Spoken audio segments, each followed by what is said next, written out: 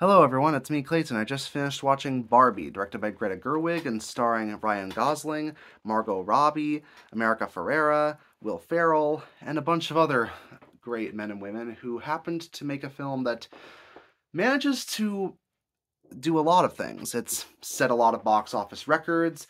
It's a very existentialist film about what Barbie means to a lot of people, how she's both helped and harmed women unintentionally with her influence, and it even happens to essentially feel like it's caused a political divide that's usually reserved for most superhero movies. Let's get to the story, shall we? The story revolves around stereotypical Barbie, played by Margot Robbie, who lives in Barbie land where the women have all the power. They have their own form of money, they basically dominate the government, they essentially make all the rules.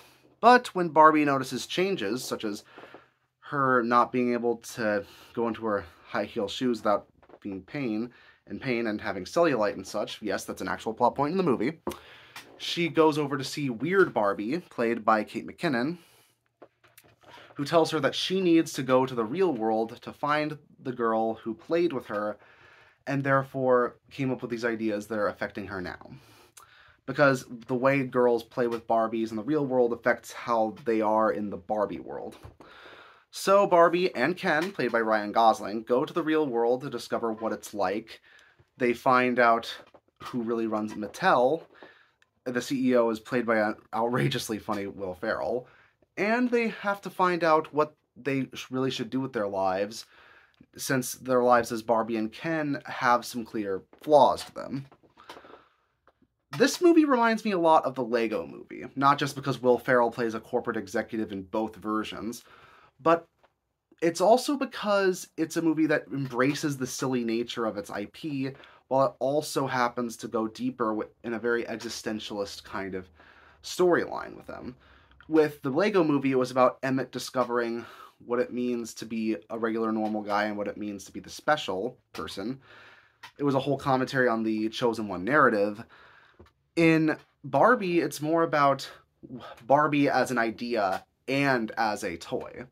What Barbie has done for women in the world, both good and bad, and how some people who see her in a negative light can see the good that she does, and some people who see her in a positive light can see the many flaws that have come from her image. I appreciate a movie that's able to look at itself critically, but at the same time able to show appreciation for what made Barbie such a phenomenon with women, girls, and other people in general. Especially because Margot Robbie feels like the perfect actress to play what people think of when they think of Barbie as an image. They think of that pretty, thin, blonde, and confident woman, and Margot Robbie fits that description, just like Ryan Gosling fits Ken's description perfectly physically too.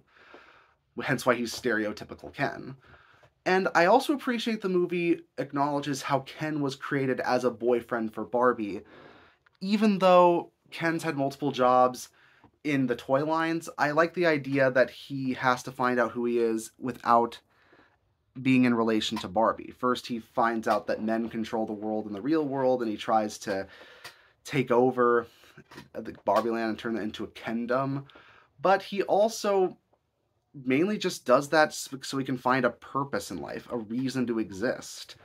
And as someone who consumed his fair amount of Manosphere content at one point, before eventually figuring out how stupid half of the ideas of that kind of video type are, I just, I can relate with going into a harmful ideology, mainly to believe that I matter, and to believe to find what I perceived to be my purpose in life. It's more thought than I expected from a Barbie movie. And when you combine that with a lot of jokes that hit hard, a production design that really fits the aesthetic of the IP quite well, and even Ruth Handler getting a cameo, and even a major role in the ending of the film, as in the creator of Barbie gets to have a major role here.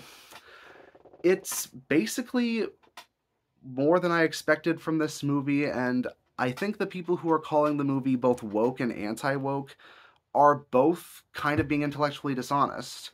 It's mostly a movie about what it means to be human, surprisingly. And for that, I'm going to give it an 8.5 out of 10. It's not perfect, but hey, no human being is perfect, man or woman. See you next time.